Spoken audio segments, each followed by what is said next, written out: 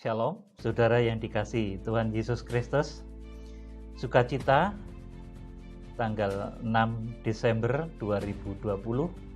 Saya akan sampaikan firman Tuhan mengenai kelahiran anak laki-laki yang akan menggembalakan segala bangsa dengan gada besi. Wahyu pasal 12 ayat yang kelima. Saudara, kalau Tuhan Yesus, saya sampaikan, dia merupakan kepala gereja yang dilahirkan oleh Maria 2000 tahun yang lalu dengan petunjuk bintang dan malaikat. Yang hadir pada saat kelahiran Tuhan Yesus Kristus adalah para gembala dan orang-orang Majus. Saudara, di akhir zaman ini akan ada rencana Tuhan yang luar biasa, yaitu lahirnya tubuh Kristus. Orang-orang yang sangat terukur rohaninya, sehingga nanti disebut Wahyu pasal yang ke-12 ayat 5, wanita itu melahirkan seorang anak laki-laki yang akan menggembalakan segala bangsa dengan gada besi. Saudara, kalau dulu yang memberi petunjuk ini adalah bintang Bethlehem, maka di akhir zaman yang memberi petunjuk adalah 7 bintang yang digenggam di tangan kanan Imam Besar Agung. Wahyu pasal 1 ayat yang ke-16. Saudara, dulu yang memberi petunjuk kepada para gembala adalah malaikat. Ketika para gembala di padang, malaikat mendatangi para gembala. Saudara, demikian pula di akhir zaman yang memberi petunjuk kepada jemaat-jemaat akhir zaman adalah malaikat sidang jemaat yang ditulis dalam kitab Wahyu. Mereka adalah malaikat sidang jemaat Efesus, Smyrna, Pergamus, Tiatira, Sardis, Philadelphia, dan Laodikia. Mereka juga adalah 7 bintang tadi. Saudaraku, jadi baik malaikat maupun bintang itu adalah satu. Dan arahnya adalah memberi petunjuk kepada gereja Tuhan tentang Wahyu pasal 12 ayat 5 ini. Lahirnya satu jemaat yang begitu dahsyat, saudaraku, yang merupakan tubuh Tuhan Yesus Kristus.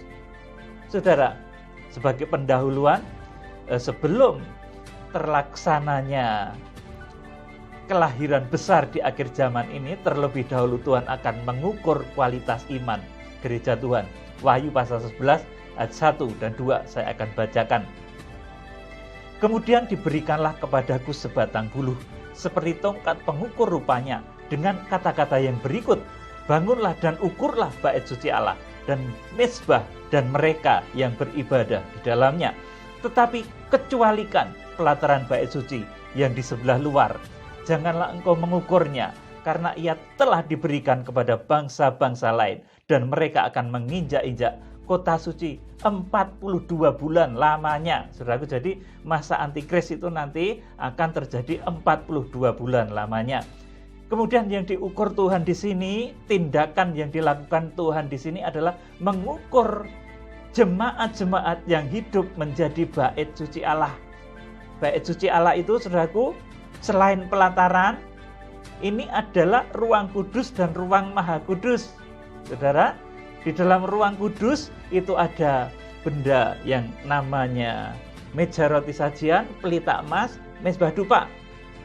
Orang yang nanti akan diselamatkan dari bahaya antikris, dia harus memiliki persekutuan dengan firman Tuhan, dengan Roh Kudus, dan memiliki jam sembah. Kemudian, saudaraku, tentunya yang satu tingkat lebih tinggi lagi namanya ruang Maha Kudus. Di sana ada tabut perjanjian Allah.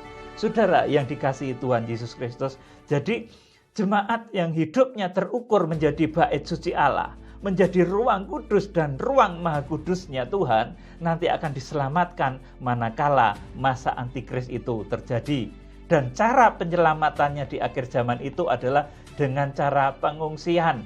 Bahasa Wahyu pasal 6 ayat Wahyu pasal 12 ayat yang ke-6, maksud saya bahasanya adalah lari, hilang, lenyap. Saudaraku, peogo, lari, hilang, lenyap. Kemudian diterangkan di ayat 14 bahwa perempuan itu diberikan 2 sayap burung nasar besar supaya ia terbang. Petomai, jadi lari, hilang, lenyap, dan terbang. Saudaraku, itulah nanti yang akan terjadi pada gereja di akhir zaman yang terukur rohaninya, gereja yang nanti akan melahirkan seorang anak laki-laki yang akan menggembala dengan gada besi. Saudara yang dikasihi Tuhan, Wahyu pasal 11 ayat 1 dan 2 ini mengapa bait suci yang wujudnya adalah ruang kudus dan ruang maha kudus itu yang dipindahkan, saudaraku, diungsikan. Sementara pelataran tidak, saudaraku.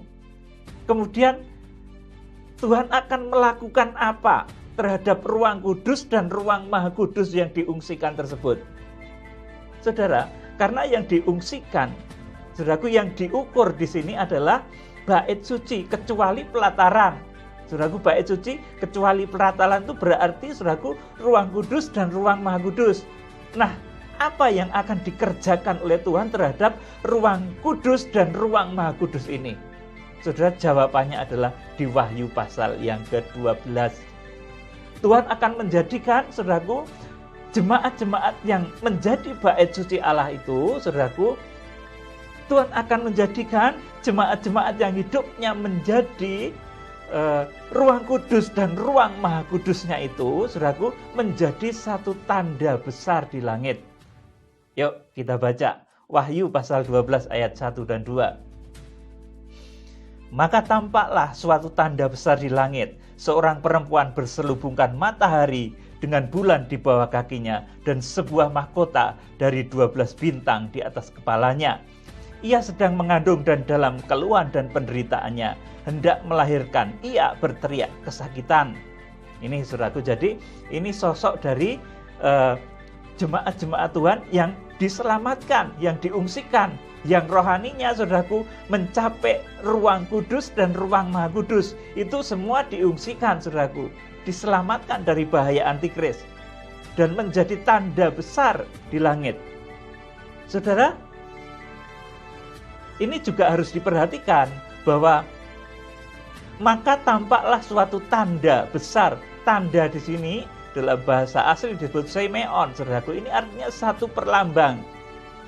Ini nanti wanita yang berselubung matahari, bulan, dan bintang ini secara fisik nggak akan ada. Berulang kali saya sampaikan, ini nggak ada secara fisik. Manusia yang pakaiannya matahari itu besar sekali, apalagi rembulan dan bintang itu juga besar, nggak akan ada. Kemudian di ayat 3 perhatikan juga, maka tampaklah suatu tanda lain di langit. Tanda di sini juga semeon, saudaraku. Ini tanda. Kemudian, dan lihatlah seekor naga merah padam yang besar, berkepala 7 dan bertanduk 10, dan di atas kepalanya ada 7 mahkota. Ini tanda. Tidak kemudian nanti di akhir zaman itu ada naga berterbangan di atas Cina, di atas Indonesia, di atas Amerika. Tidak begitu. Ini satu semeon, satu perlambang yang harus dibuka rahasianya. Ayat 4, saudaraku. Dan ekornya menyeret sepertiga dari bintang-bintang di langit dan melemparkannya ke atas bumi. Dan naga itu berdiri di hadapan perempuan yang hendak melahirkan itu untuk menelan anaknya segera sesudah perempuan itu melahirkannya.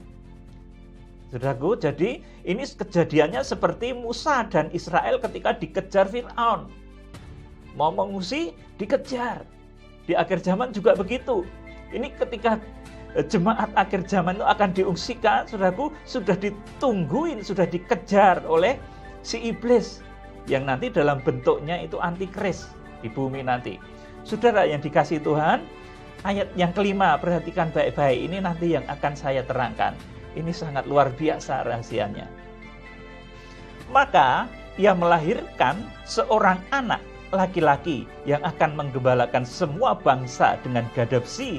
Tiba-tiba anaknya itu dirampas dan dibawa lari kepada Allah dan ke tahtanya. Ini ada rahasia apa ini, saudaraku? Dahsyat nanti. Kita baca lebih lanjut dulu.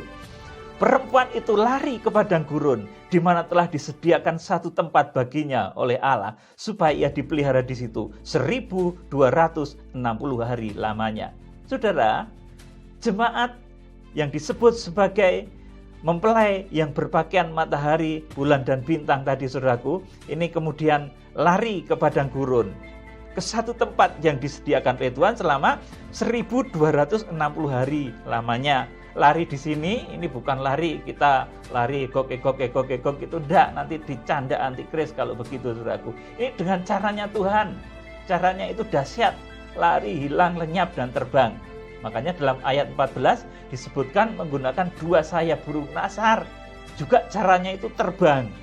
Saudaraku, saya lanjutkan ayat yang ke-7. Saudara, ini karena surga itu sudah ada yang menduduki, yang mewarisi tadi di ayat 5, yaitu anak laki-laki yang lahir tadi langsung dibawa ke surga, saudaraku, dirampas dan dibawa lari kepada Allah dan ke tahtanya. Karena di surga ini sudah pewarisnya sudah tiba, maka iblis tidak lagi diberi akses naik turun surga bumi menuduh manusia. Seperti dahulu menuduh Ayub, mencobai Ayub. Saudaraku, ayat 7 saya bacakan. Maka timbullah peperangan di surga. Mikael dan malaikat-malaikatnya berperang melawan naga itu. Dan naga itu dibantu oleh malaikat-malaikatnya. Tetapi mereka tidak dapat bertahan.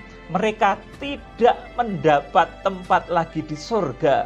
Dan naga besar itu, si ular tua yang disebut iblis atau Satan yang menyesatkan seluruh dunia, dilemparkan ke bawah. Ia dilemparkan ke bumi bersama-sama dengan malaikat-malaikatnya. Inilah sebabnya di bumi kemudian timbul masa antikris. Saudara, ini sebabnya di bumi timbul masa antikris. Kemudian muncul nabi palsu. Saudaraku, muncul antikris dari dalam laut. Muncul nabi palsu dari dalam bumi. Sebabnya iblis sudah dicampakkan total, tidak bisa naik turun lagi surga bumi seperti dahulu ketika menuduh dan mencobai Ayub. Ketika ada pertemuan anak-anak Allah di dalam kitab Ayub dikatakan di sana, saudaraku, iblis itu naik loh, saudaraku, kemudian menuduh Ayub begini Tuhan, coba kalau dicobai, saudaraku. Akhirnya Ayub dicobai, dituduh dan dicobai. Karena iblis sudah tidak punya kesempatan seperti itu lagi, karena sebabnya di surga itu sudah pewarisnya sudah menerima mandat, surga sudah dikuasai oleh anak laki-laki yang dilahirkan tadi, saudaraku, maka iblis gak ada tempat lagi di surga. Campakkan ke bumi. Dan timbullah di bumi masa antikris, muncul nabi palsu. Jadi tanda 666 itu adanya nanti di sana, saudaraku. Kalau sekarang ini belum, saudaraku. Jadi kita akan baca lebih lanjut sekarang ayat yang ke 9. Dan naga besar itu, si ular tua yang disebut iblis atau Satan, yang menyesatkan seluruh dunia, dilemparkan ke bawah. Ia dilemparkan ke bumi bersama-sama dengan malaikat-malaikatnya. Ayat 10, perhatikan. Dan aku mendengar suara yang nyaring di surga berkata, sekarang telah tiba keselamatan dan kuasa dan pemerintahan Allah kita, dan kekuasaan Dia yang diurapinya, karena telah dilemparkannya ke bawah pendakwa saudara-saudara kita yang mendakwa mereka siang dan malam di hadapan Allah kita. Saudaraku, akibat lahirnya anak laki-laki di Wahyu pasal 1 ayat 5 tadi, saudaraku, ini surga ini, saudaraku, sudah menjadi haknya anak laki-laki tadi, sehingga iblis dicampakkan, tidak punya tempat lagi naik turun surga bumi. Akibatnya iblis jatuh, ngamuk di bumi, kemudian timbul masa antikris. Bolak-balik saya sampaikan supaya saudara ini paham kenapa timbul masa antikris. Karena di surga, saudaraku, iblis sudah nggak bisa naik turun lagi, sudah dicampakkan ke bumi. Saudara, ayat 11 saya lanjutkan. Dan mereka mengalahkan dia oleh darah anak domba dan oleh perkataan kesaksian mereka, karena mereka tidak mengasihi nyawa mereka sampai ke dalam maut. Karena itu bersukacitalah hai surga, dan hai kamu sekalian yang diam di dalamnya. Celakalah kamu hai bumi dan laut, karena iblis telah turun kepadamu dalam geramnya yang dahsyat, karena ia tahu bahwa waktunya sudah singkat. Saudara, karena surga ini sudah ada yang mewarisi, yaitu anak laki-laki yang lahir di Wahyu pasal 12 ayat yang kelima tadi, saudaraku. Kemudian surga dibersihkan oleh penghulu malaikat Mikael. Iblis nggak boleh lagi naik turun surga bumi. Akibatnya, saudaraku, iblis di bumi menciptakan suasana yang paling ngeri, yang namanya masa antikris. Saudaraku, yang namanya itu adalah masa yang paling jahat, masa paling keji yang pernah terjadi di muka bumi ini. Dan itu lamanya adalah 42 bulan. Kita Wahyu pasal 13 menuliskan, Wahyu pasal 12 menuliskan juga 1260 hari. Menuliskan juga ayat 14, 3,5 masa. Wahyu pasal 11 juga menuliskan selama 1260 hari. Nubuatan Daniel pasal 9 ayat 27 juga menyatakan pembinasa keji itu munculnya di pertengahan 7 tahun terakhir sebelum kedatangan Mesias, kedatangan Tuhan Yesus Kristus yang dahsyat. Saudara yang dikasihi Tuhan, jadi karena saudaraku, iblis sudah jatuh, tidak punya lagi tempat di surga. Surga sudah ditempati oleh yang berhak, yang mewarisi surga, yaitu anak laki-laki yang akan menggembala segala bangsa dengan gada besi tadi, yang dilahirkan di Wahyu pasal 12 ayat 5. Saudaraku, maka iblis dicampakkan. Saudaraku, kemudian di sini dikatakan, celakalah kamu hai bumi. Bumi itu tempatnya nabi palsu muncul, kemudian dan laut itu tempatnya antikris muncul. Karena iblis telah turun kepadamu dalam geramnya yang dahsyat, karena ia tahu bahwa waktunya sudah dekat. Saudara, kalau iblis sudah dicampakkan ke bumi, masa antikris terjadi. Iblis itu tahu masanya sudah dekat. Iblis saja ngerti loh, saudaraku. Kalau Tuhan Yesus mau datang, masa saudara ini, saudaraku, saudara anak Allah, saudara bahkan mempelai, masa nggak tahu, saudaraku? Iblis saja ngerti. Kalau ada yang sering bilang, Tuhan itu datang seperti pencuri. Ya betul bagi kamu yang hidup dalam hawa nafsu dan kedagingan. Ya betul bagi kamu yang hidup dalam kegelapan. Tapi bagi anak-anak terang, Tuhan datang seperti mempelai pria surga. Dia akan memberi ancer-ancer. Saudaraku, memang untuk hari H kita tidak boleh tahu atau menyebutkan seperti orang melahirkan. Itu nggak bisa menentukan harinya besok tanggal 1 Januari 2021 anak ini lahir, nggak bisa. Itu bisa maju, bisa mundur, saudaraku. Oleh karena itu, kedatangan Tuhan itu diibaratkan juga seperti seorang yang mengandung. Artinya waktunya kita ngerti, tetapi untuk hari H-nya kita tidak boleh ngomong. Saudara yang dikasihi Tuhan, jadi iblis saja ngerti, saudaraku. Di sini dikatakan, celakalah hai kamu, hai bumi dan laut, karena iblis telah turun padamu dalam geramnya yang dahsyat, karena ia tahu waktunya sudah singkat. Iblis ngerti loh, saudaraku. Saudara harus lebih ngerti. Saudara makanya harus mengerti kitab Wahyu ini, supaya saudara tidak kalah dengan tipu muslihat iblis. Saudara yang dikasihi Tuhan, saya lanjut ayat yang ke-14. Jadi iblis ngerti kedatangan Tuhan. Nanti kalau begitu masa antikris tiba, iblis tahu. Masa saudara nggak tahu? Saudaraku, ayat yang ke-13 saya bacakan. Dan ketika naga itu sadar bahwa ia telah dilemparkan di atas bumi, ia memburu perempuan yang melahirkan anak laki-laki itu. Kepada perempuan itu diberikan kedua sayap dari burung nasar yang besar, supaya ia terbang ke tempatnya di padang gurun. Ya, padang gurun lagi sama dengan ayat yang ke-6 tadi, saudaraku, di mana ia dipelihara jauh dari tempat ular itu selama 1 masa dan 2 masa dan setengah masa.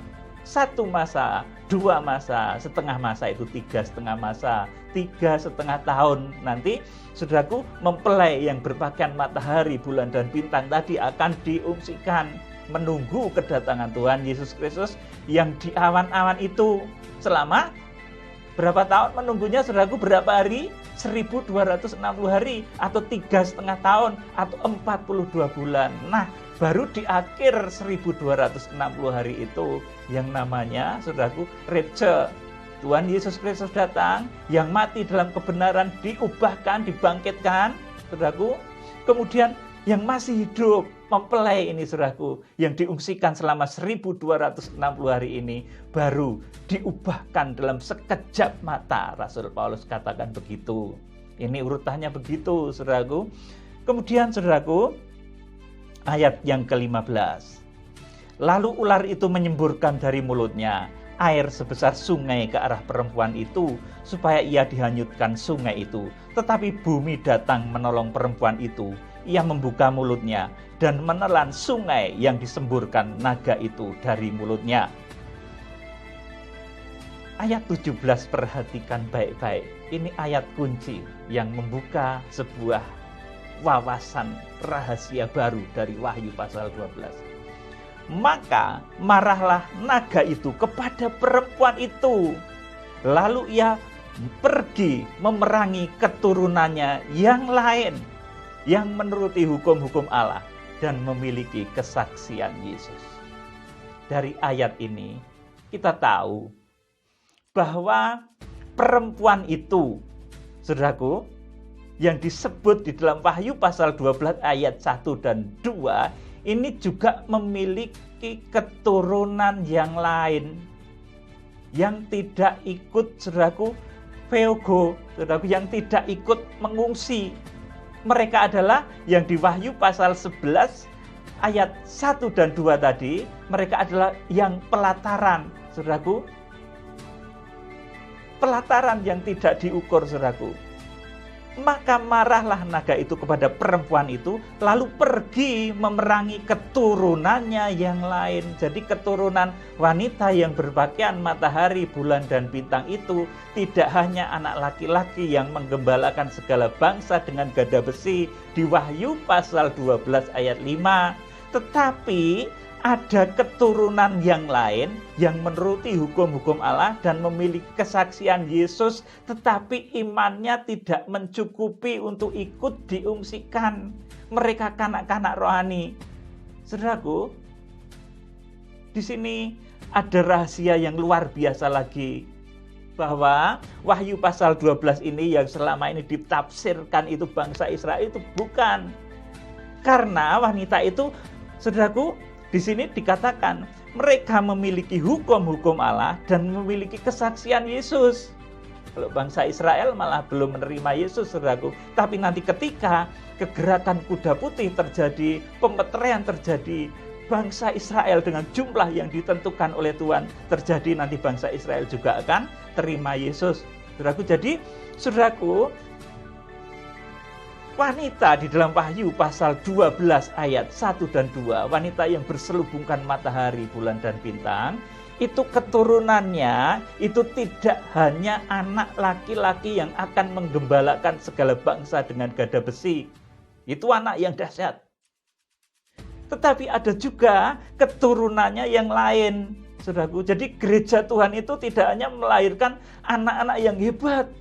Ada juga anak-anak yang, saudaraku, rohaninya sangat terbatas dan tidak bisa mengikuti standar kualifikasi yang ditetapkan oleh Tuhan untuk masa pengungsian, sehingga tidak ikut mengungsi, saudaraku. Sehingga di sini dikatakan, maka marahlah naga itu kepada perempuan itu, lalu pergi memerangi keturunannya yang lain, yang menuruti hukum-hukum Allah dan memiliki kesaksian Yesus, saudaraku. Jadi wanita di Wahyu pasal yang ke-12 yang berpakaian matahari, bulan, dan bintang, dia memiliki keturunan, saudaraku, seorang laki-laki yang akan menggembalakan segala bangsa dengan gada besi.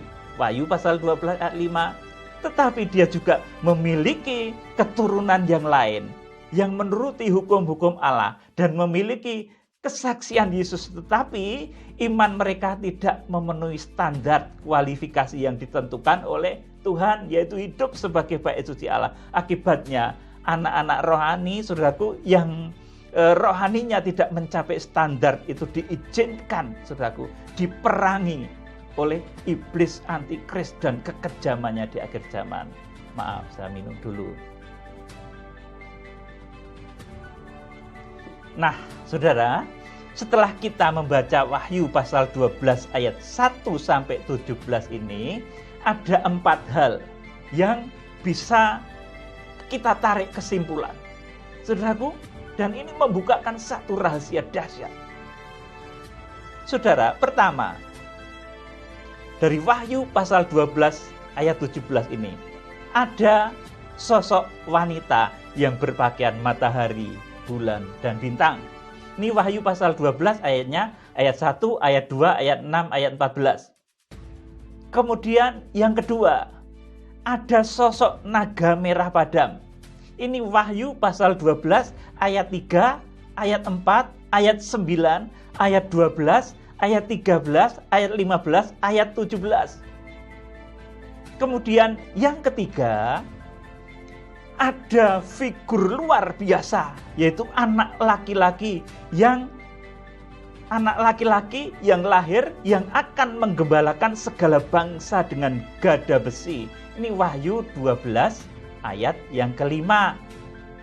Kemudian yang keempat, ini ternyata ada keturunan yang lain dari wanita yang berpakaian matahari, bulan, dan bintang yang menuruti hukum Allah dan kesaksian Yesus yang akan diperangi, yang akan disiksa oleh antikris, oleh naga tua yang jatuh ke bumi tadi. Saudara yang dikasihi Tuhan, lewat 4 hal utama yang kita ketahui tadi, maka tindakan Tuhan sesuai dengan pola tabernakel, saudaraku, sesuai dengan pola surgawi. Maka Tuhan mengambil tindakan kepada jemaat-jemaat akhir zaman ini menurut kadar imannya, menurut kadar iman masing-masing, menurut pengukuran Wahyu pasal 11 ayat 1 dan 2, kemudian Wahyu pasal 12 ayat 1 sampai 17 itu ternyata ada urut-urutan tabernakelnya. Saudaraku, ada urut-urutan, saudaraku, bait sucinya. Seperti berteladan kerajaan surga. Saudara, ini rahasia besar. Yang pertama, orang-orang, jemaat-jemaat sulung yang berkarakter anak laki-laki ini akan mencapai taraf rohani ruang Maha Kudus. Mereka adalah jemaat yang berkarakter anak laki-laki, berkarakter seperti Musa, berkarakter seperti Tuhan Yesus. Dan ini nanti ada perempuan, ada laki-laki, tapi karakter rohaninya, saudaraku, ini karakter laki-laki. Mereka yang mencapai, saudaraku, karakter ruang Maha Kudus, karena tadi, saudaraku, Wahyu, saudaraku, di dalam pengukuran Wahyu pasal 11 ayat 1 dan 2, itu ruang kudus dan ruang Maha Kudus itu yang dipindahkan, saudaraku, yang diselamatkan. Kemudian apa yang dilakukan Tuhan terhadap ruang Maha Kudus? Saudaraku, orang yang khusus, orang yang berkarakter anak laki-laki, orang yang berkarakter Musa, orang yang berkarakter Tuhan Yesus, yang berkarakter dari mulutnya keluar pedang. Saudaraku, orang yang mencapai karakter rohani ruang Maha Kudus, saudaraku, berkarakter anak laki-laki, bisa mengeluarkan pedang dari mulutnya, ini akan langsung dirampas, dibawa kepada Allah dan ke tahtanya. Wahyu pasal 12 ayat yang kelima. Ini rahasia anak laki-laki. Saudaraku, rahasia anak laki-laki yang dilahirkan gereja Tuhan di akhir zaman. Rahasia orang-orang yang mencapai tataran ruang Maha Kudus. Ini nanti akan dibawa lari kepada Allah dan ke tahtanya langsung. Harpatso bahasanya. Saudaraku, dirampas, dibawa lari kepada Allah dan ke tahtanya. Dahsyat sekali, saudaraku. Ini karakter pertama. Karakter mereka yang hidupnya, saudaraku, memenuhi standar ruang Maha Kudus. Karena tadi, saudaraku, di dalam Wahyu pasal 11 ayat 1 dan 2 itu diukur. Yang diselamatkan adalah bait suci, kecuali pelataran. Berarti ruang kudus dan ruang maha kudus. Nah, yang diperbuat oleh Tuhan terhadap yang kondisi rohaninya, level rohaninya berada di ruang maha kudus, berkarakter anak laki-laki, berkarakter Yesus, berkarakter Musa, seperti kemarin saya sampaikan, karakter anak laki-laki, itu Musa dan Tuhan Yesus. Saudaraku, ini saudaraku nanti akan langsung dirampas, dibawa kepada Allah dan ke tahtanya. Bahasanya harpazo. Saudaraku, Wahyu pasal 12 ayat yang kelima. Ini yang pertama. Kemudian yang kedua, yang mencapai ruang kudus.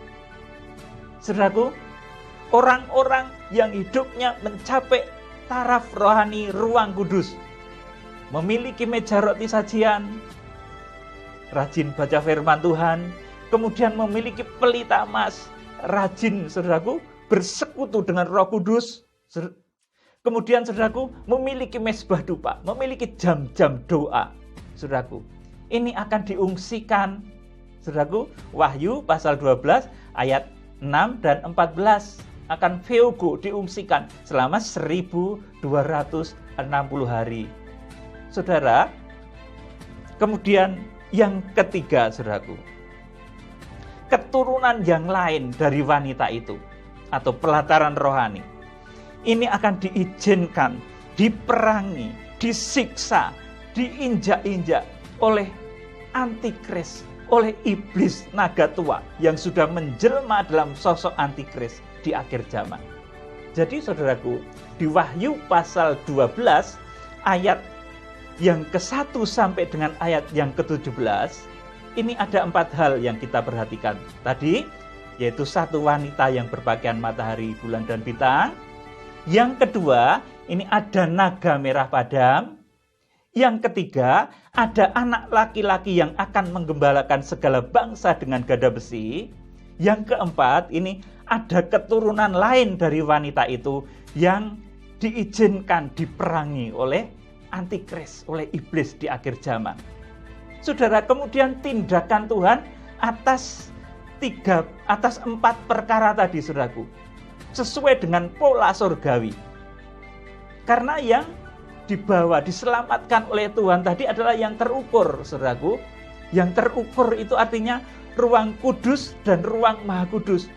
Yang dilakukan oleh Tuhan terhadap ruang maha kudusnya, terhadap jemaat-jemaat yang mencapai karakter anak laki-laki, jemaat-jemaat yang mencapai taraf rohani ruang maha kudus, bisa mengeluarkan pedang dari mulutnya.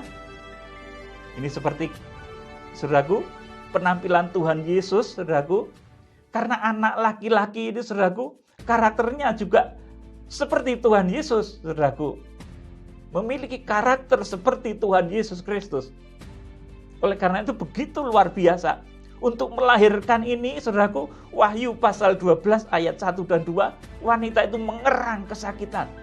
Untuk melahirkan, saudaraku, jiwa-jiwa jemaat-jemaat yang memiliki karakter Kristus secara penuh ini, saudaraku, betul-betul perjuangan yang berat. Oleh karena itu, wanita itu mengerang, berteriak kesakitan, hendak melahirkan. Saudara yang dikasihi Tuhan Yesus Kristus, jadi yang dilakukan oleh Tuhan terhadap jemaat-jemaat yang mencapai taraf rohani ruang maha kudus, saudaraku, ini akan langsung dibawa kepada Allah dan ke tahtanya. Wahyu pasal 12 ayat yang ke-5, bahasanya ini harpazo, saudaraku. Jadi dirampas, dibawa kepada Allah dan ke tahtanya, saudaraku. Sehingga nanti, saudaraku, luar biasa sekali, dahsyat ini. Lebih dalam lagi nanti saya sampaikan, begitu luar biasa ini rahasianya, mengalir terus, saudaraku. Kemudian, saudaraku, kemudian yang diperbuat oleh Tuhan terhadap jemaat-jemaat yang taraf rohaninya mencapai ruang kudus, memiliki meja roti, pelita emas, dan mezbah dupa. Ini akan diungsikan, Theogo, dihindarkan dari masa antikris yang lamanya 1260 hari atau 3,5 masa untuk disempurnakan di taman padang pengungsian sambil menunggu kedatangan Tuhan Yesus Kristus di Wahyu pasal yang ke-19. Itu selama 1260 hari. Ketika itu dunia dilanda masa antikris. Saudara, kemudian yang ketiga, rupanya, saudaraku, gereja Tuhan atau perempuan itu, saudaraku, mereka memiliki, saudaraku, perempuan itu juga memiliki keturunan yang lain. Wahyu pasal 12 ayat 17.